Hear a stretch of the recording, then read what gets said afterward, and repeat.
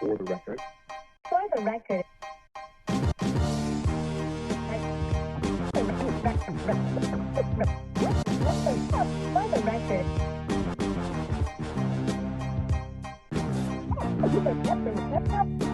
For the record.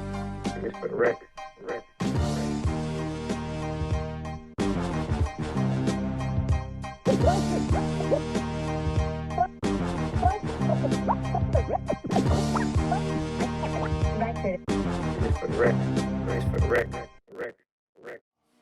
Welcome. This is the officially first episode of For the Record podcast. I'm Nick. I'm Gabe. I'm Chad. So all this is a podcast about For the Record. We're gonna just sit down, bring on guests. They pick out a vinyl record and pretty much just talk about what it means to them. It means a lot more to me about it, and I'll get into that. But what about you guys? How is Just this? real music for real people, man. Just getting down to the nitty gritty of it. What you like about it, what comes to your mind when it comes on. It's more than just words and a beat. Hell yeah. Yeah, exactly. Fucking why you like certain music for, you know, why it influenced you. Fucking just, yeah, fucking. I believe Gabe needs another beer. Now, for me, so really what it is to get, like, away from all the nonsense of our everyday lives, getting to see some of your old friends for a good excuse, meeting new people, also just, like, music in general, just having such a huge impact on my life itself and how I relate. Like, I remember a lot of, like, when I hear music, I can relate it to a story or to something that of my past, and I reminisce a lot about that. So this gives me that opportunity to hear your guys' perspectives and whoever might be watching this as of now. So. Definitely, and like it's easy to say that a lot of our close friends and our friendships are based around music. And just like you said, like I hear certain songs and I recall an old party night, old travel time to another show or something. Right? Exactly. Yeah. So I'll go for it. Different albums bring back different memories. You know Yeah. what I mean? Yeah, regardless whether if this takes off or not, I would like to continue to do this throughout however long. We'll see where it goes, but it's something that we can all look back on eventually and have somewhat a different memory of just sitting back with friends and having a good time. Again, just like escaping all the nonsense of today's world, because everyone's so caught up in work, politics, taking care of kids, just everything. This gives us, you know, hopefully a half hour to an hour to sit down, reminisce, drink a beer with your good friends, and talk about the music. Definitely, let's ride this motherfucker till the wheels fall off. Fucking A. Oh, yeah. Anything else you guys want to put down on that? How about we just dive into the album you got on there, man? All right. Sounds good. For me, well, this isn't like my first. This wouldn't have been my pick, but I just wanted some instrumentals to throw on for this. But this is DJ Premier beats that he never actually released onto other like albums and whatnot. It's just stuff that he's gonna throw away that didn't make the cut for whatever reason. And being a DJ, I thought that was awesome because I love instrumentals. I love his style, obviously, a lot. He's been a huge influence on my life, and the beats are just sick, so. Fuck yeah. Fuck yeah. Definitely, yeah. Ever since Gangstar days, man, like, Yeah. DJ Premier is a GOAT. Yeah. Hands down, like, there's no arguing with that. Fuck yeah. I remember he came to Missoula one time. Yeah. Remember that? That was fucking awesome. Yeah, use Chad's turntable. Yeah. Yeah. That's fucking awesome, Yeah, man. used my turntable for a set, got it signed, but he wouldn't sign my one vinyl because it wasn't authentic. Yeah, the bootleg. Or I something. got some bootleg vinyl. I didn't know, but I still have that. It's a good vinyl, regardless. Fuck yeah. But now this album, it was back when what is that? I forget what that website was called. It was still up and running though. It was undergroundhiphop.com, I believe. And I bought this album and a few others. The two others were unauthentic, so he wouldn't sign them. But this one I do believe is authentic, and it's good stuff. I remember a lot of late nights freestyling Oh yeah. over this record right here with you guys. So Is that the old PBR house? old PBR house. The freestyle room? Yeah. That's another lost thing, man, that I really miss. Just ciphers. Like, that was my cream and butter. That's where I love to just hang out in. Like, all night, just drink beers, make a circle, and just rap your ass off for hours. Used to have a lot of those. Few names come to mind when I think of that. Obviously, Mac. Goat Boy was always fun to do Dope that Boy with. Magic. Yeah. Yeah. Obviously, there's a lot more, but that's just kind of what I think of as I'm one. pretty sure everyone, at least, like, Yeah, out of our tried. friends, tried at least Everybody once. tried. Come on, like, the only people that can't freestyle are people that won't freestyle. Right. Like, we're not here to judge or anything. Just get in there, whatever comes to your head, say it. It was a fucking blast, too. Yeah. You know, the old PBR house, that was good times. That was, again, my first table setup that I had of, like, my first turntables. Yeah, Newmarks, right? Yeah, Newmarks. Newmarks. Yeah. Gave them to me. Remember? I forgot that I gave those to you. Yeah. You still have them? They're in storage right now. Yeah. Still got 'em. got them? That's funny. Yeah. Crazy. Yeah. Still got them. Those are old. Yeah. They're like, what, 12 years old now or some shit? Or more than that. So, I wasn't even of drinking age when Chad got those. yeah.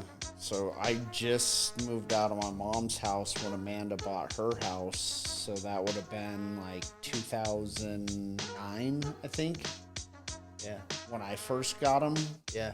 Had them down in the basement. Had them down in the basement. She bought them because there was a picture of a guy with headphones on. And she's like, oh, this will keep Chad and all of his drunk friends in the basement quiet.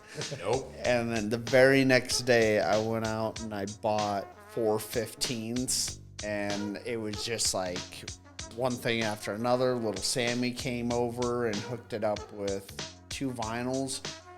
Juru the Damager and Wu-Tang Clan. Protect your neck. Yeah. And he always said he's going to get those back. Good luck, boy. Not getting them back.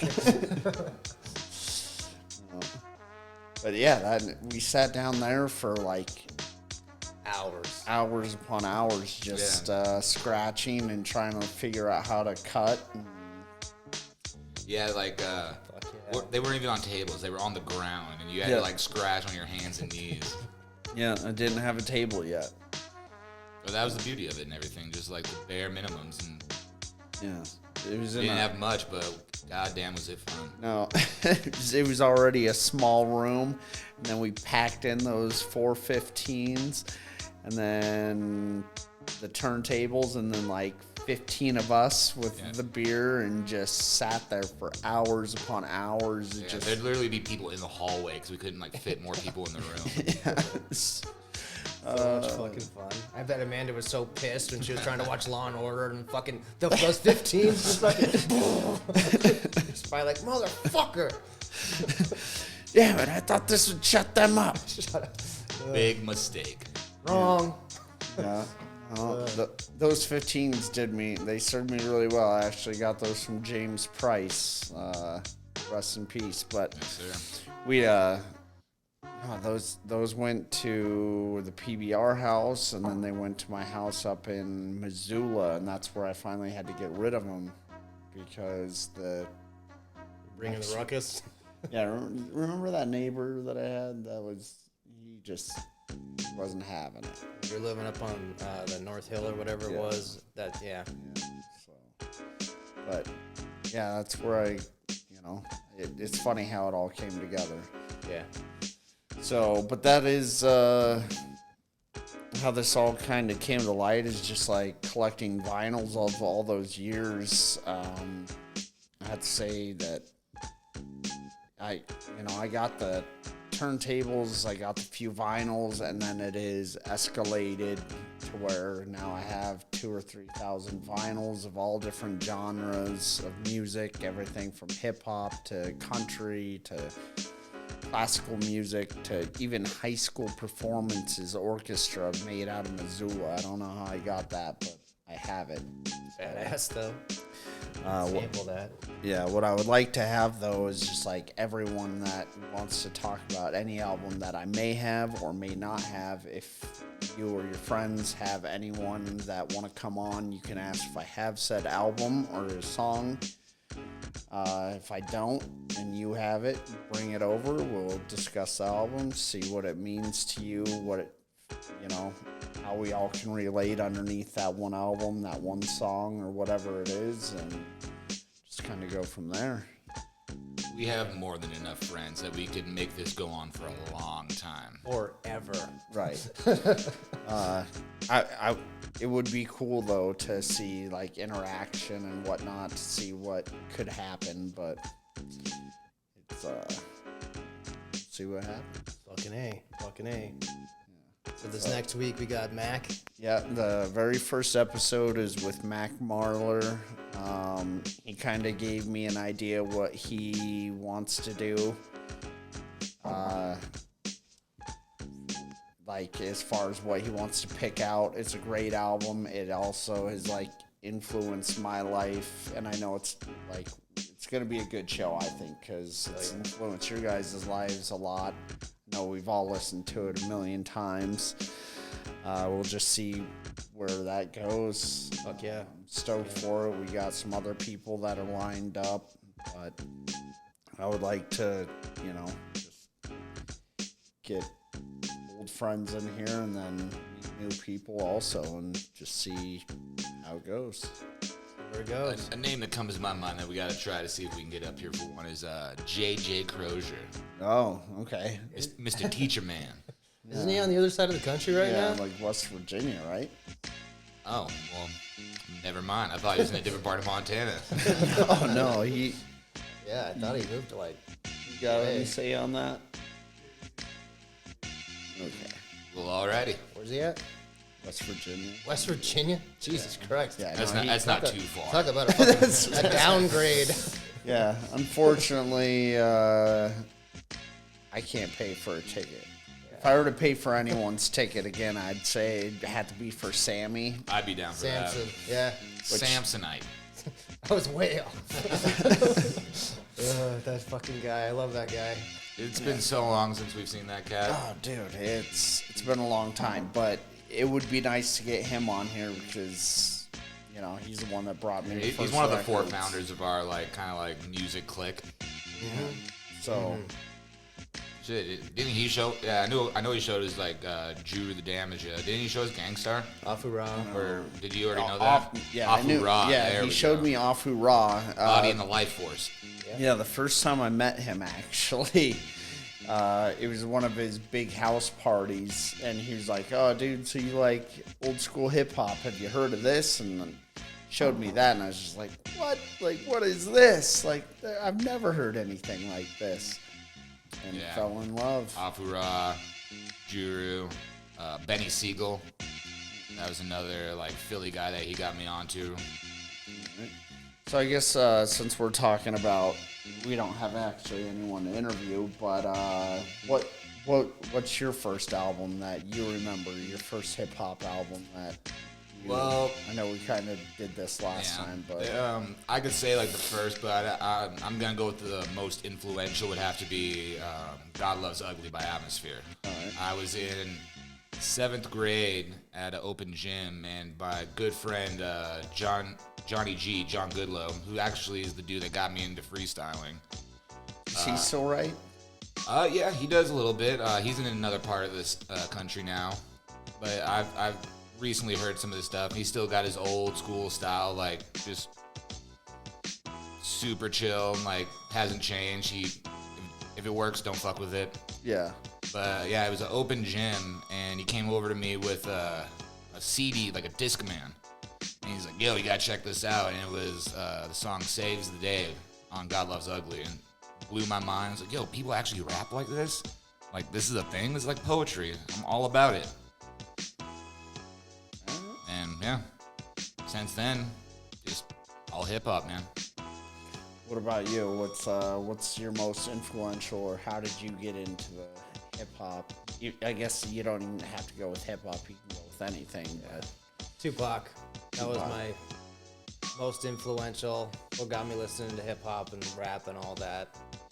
All Eyes on Me. All Eyes on You. All Eyes on Me. I heard that in like 2000 or 99, and I was like, what the fuck is this? And, I looked up the history of fucking Pac, and he's already dead, and I was like, whoa, like, crazy, like. Yeah. And Didn't he pass in like 96? Yeah. 96. Yeah, and just fucking game changer, went from totally not listening to hip hop to just like obsessed with it. And then throughout that whole period, like that was when the whole Napster thing was going on. Like, so we'd always like download fucking unreleased shit that we could never find and put it on CDs and like, have you heard this fucking shit yet? And it was a good time. It was a good time to be listening to hip hop and freestyle, and everybody thought he was still alive. At that time, there was always that conspiracy theory. Yeah, that he'd come back. He'd come back. Yeah. But he's dead. But yeah, that's what got me into the whole thing. And fucking A. Yeah, it's been a fucking whirlwind of a ride, I'll tell you that. Right. How about you, Chad? So truly, like, I used to listen to like a lot of heavy metal and punk, and then I got into ICP, which I have to give them credit. Like, they made millions off of clown music with a boom boom tch, boom boom tch behind it. That classic boom bap. So you can't. I mean, you can talk talk shit shit, all but you you can't knock want, their but hustle. they're multimillionaires. So I just watched an interview with one of them, and he has like 14 houses now, and he was like the brokest kid in wherever he's from back in the day. But other than that, so like I was getting out of that, going back. I didn't know really where I stood, and then I came across Deltron 3030. And ever since then, my life, it was like a drug. Like, they say, like heroin, like that first time that you do heroin, supposedly, you're always searching for that. That's like what Deltron was for me. Like, I heard Mastermind and 3030 and Virus and all that, and I just like was like, oh my, like there has to be more. There has to be more. And I just kept digging and digging and digging and just like. And now here we are 17 years later, and I'm still digging, trying to find that same high, I guess. That's poetic, man. Yeah, it never really ends. So, that's... No, I remember when we first started hanging out and everything, we always like talking. I'd be like, yo, you like Atmosphere? And you'd be like, yo, you like SPM? Like, yeah. And then you were like, what about Deltron? Who? Oh, old school computer. Let me bring this up. And yeah. My mom's computer. Yeah, that computer stayed playing music nonstop, like every hour of every day. Yeah, for years on end. For years. It had like every album imaginable. Yeah, we were afraid if we ever turned it off, it wouldn't ever come back to life. And that's probably what happened, is eventually Mom had to move and she turned it off, and it was just like, nope, we're done. Yeah. This is it. This is the last line. She went to pick it up, it just disintegrated. Right. Fucking died right there in her arms. Yeah.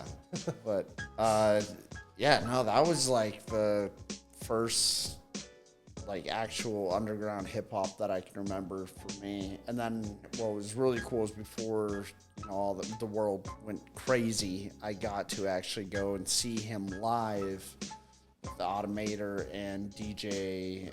Bus driver, wasn't it? Or No, it was DJ Koala. was this the one at the Wilma? Yeah.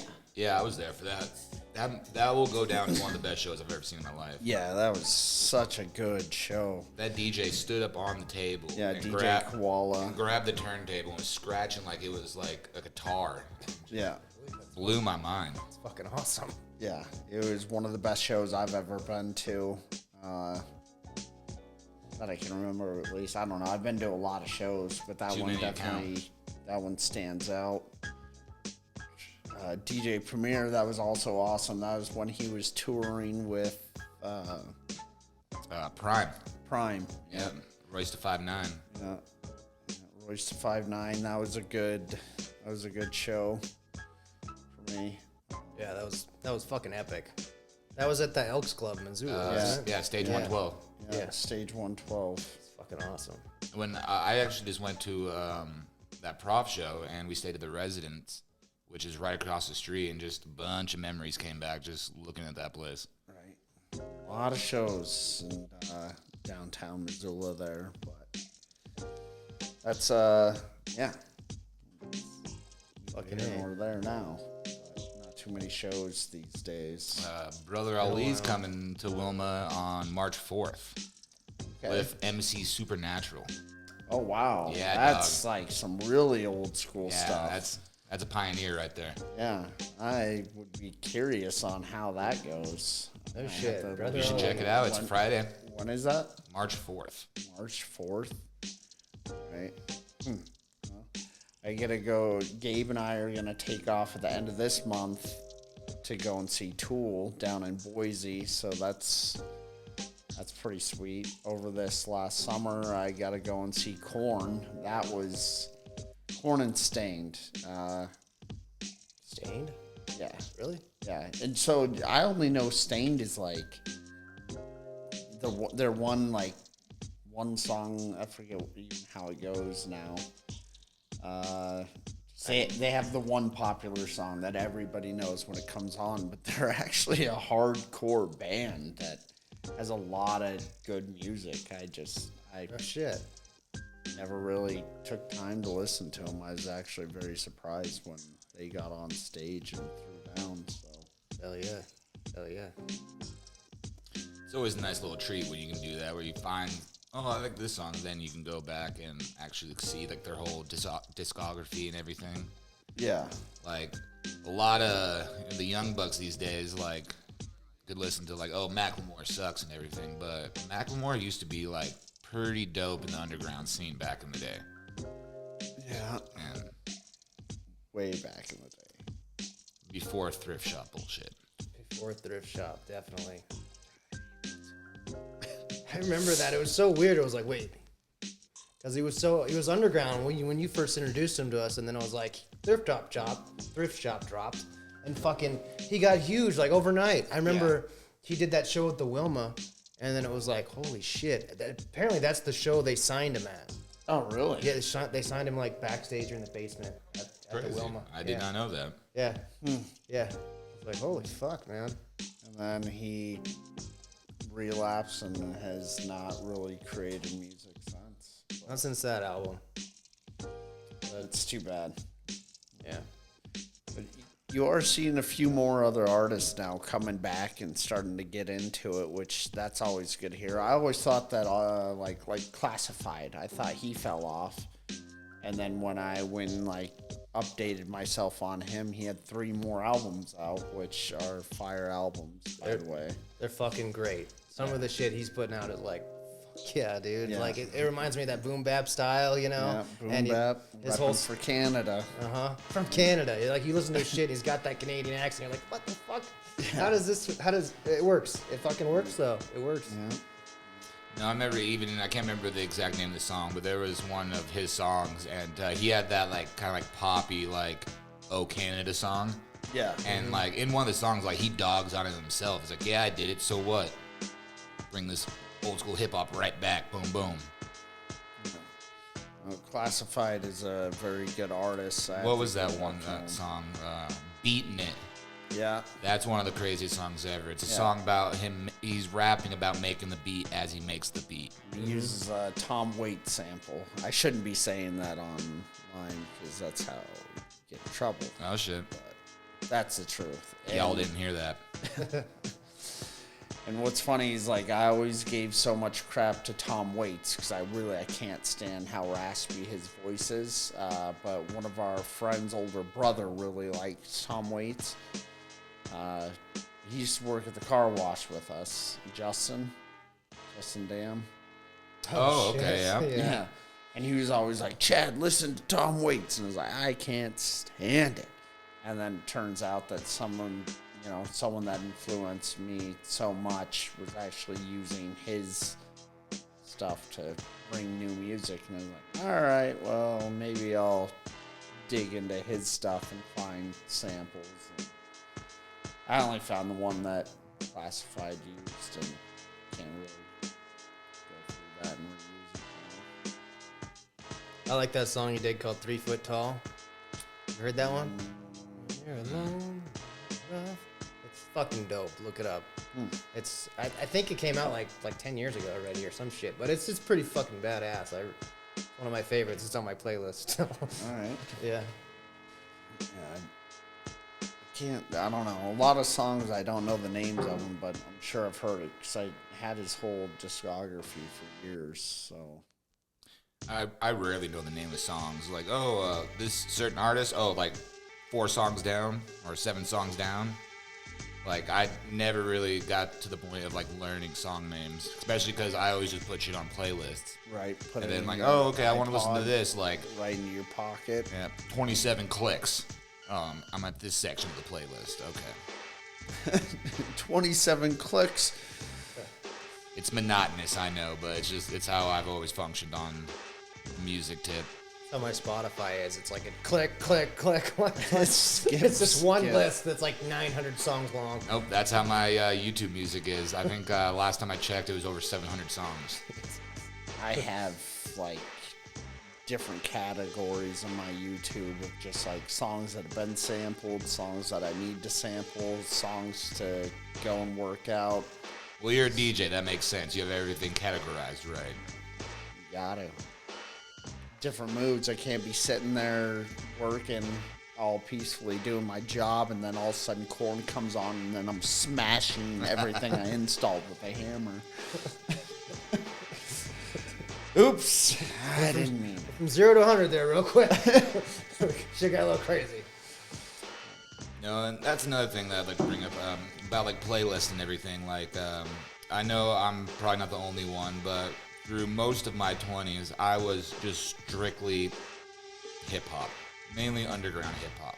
Yeah. And the older I get now, I'm starting to realize like I do like other stuff. Like I have a little bit of country, not a lot, but then like most of it's like outlaw country. Yeah, and then for sure. Getting back to that like 90s alternative rock and everything that like reminds me of my childhood with my father.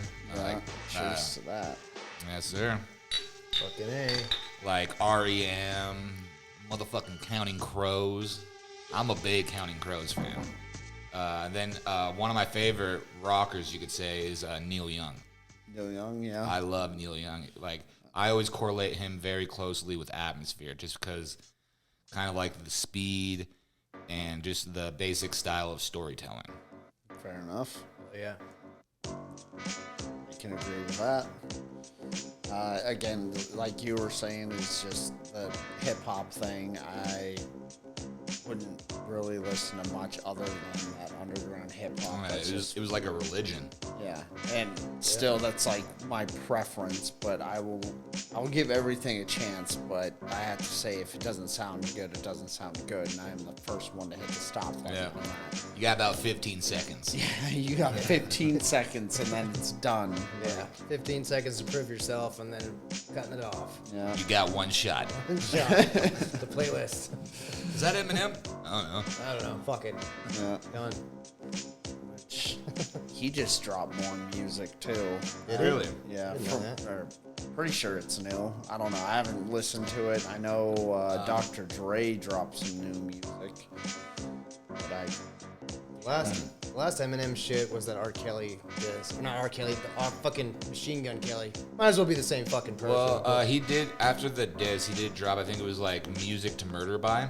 yeah, that was actually a very good album. Oh, yeah. Yeah. You can't mess with him when it comes down to wordplay and all that. Like, he's just... What was that guy thinking? I'm gonna start shit with one of the best freestyle rappers ever, and hopefully this plays out good for me. Made No, him you're change gonna- genres. Yeah, right. It fucked him up so bad. He changed fucking genres. That's changed your lifestyle because it messed you up so bad. It's funny. I actually emotional just, trauma. what was that? So the emotional trauma. You know what I mean? I actually just watched this interview with Jay-Z, and he was talking about just like how like brilliant and dangerous Eminem really was. And one part of that interview, I won't go too much into it, but one part he was talking about like how Eminem raps. Certain parts he raps more like a cadence. So he's rapping, but it's also coming off as percussion. And he gave a little like sample, and I was like, no shit, I never thought of it that way, but like it's brilliant. Like the way that he would just structure things was just so immensely like unheard of at the time. So it's funny that Jay-Z can come out and say that, and just real quick, we don't have too much more time before we gotta wrap this up, but Jay-Z and Big L, who'd you have on that? You remember that freestyle? I was gonna bring that up. Big L all day. Big L. Yeah, Big Jay-Z fucking when it was his time to go, like you could tell he was copying Big L's style. Yeah. He was like copying it like verbatim. Like, Yeah. Just tried so hard and just lost so many times, and then Big L would try something else, and then Jay-Z would try and just fail miserably, and then Big L would be like, all right, you trying to cop my steez. Went on to do a different style, just murder it. Jay-Z would try it, fail again, and it just, but most people, like, not saying that Jay-Z isn't a bad, like, rapper and doesn't have an opinion. He's done a lot for this community, but, He's not in my top 10, not even top 20. Yeah, But no. he definitely like give credit where credit is due. For sure. It's funny that he can sit back and be like, oh, you know, Eminem, he's so good. But back when they were younger, when Big L was still alive, he didn't, like, all he tried to do was copy one of the best, who people really, if you don't know who Big L is, you need to probably stop what you're listening to. Go and grab Big L's album, sit down for a day or two, and learn something. Why don't you go ask Beavis? I get nothing but head. Yeah, exactly. Oh, speaking of, what is that? There you go. I don't know, that's a Nas thing, isn't it? Yeah, that's Is it? Nas, Yeah. my bad. I messed that up. Big L was Same just era. on a different level. He was on a different fucking level altogether. Whenever I bring someone like freestyling shit, I'm like, listen to this shit, you know? And just, there was nobody like him. There was nobody that sense is like him. Like, you know what I mean? Like, it's just fucking amazing. Well, rest in peace as well to Yeah. him, man. Yeah. Once in a lifetime talent, you know? But this is kind of it for this album. We only got probably a minute left. So again, what I want to do for this is just bring on once a week. Bring new content, new albums, new music, well, old music, but new music, talk about it. Hang out with someone, drink a beer, just hang out with old friends. It's really for me just to get out of, I suck at calling people. Oh, same I'm in here. the same boat, man. So- I don't talk to people anymore. Yeah, this is my way of like getting back together with old friends, hanging out, doing shit. Just 30 minutes to an hour. We'll see what happens with it. Anything else you guys want to add before we? To anyone out there listening and everything, like we will have this on platforms and everything, and feel free to reach out if you want something on it. If you want to be on the show one time, or if you just want us to talk about something, let us know. Sounds good. We're all about it. Fucking A.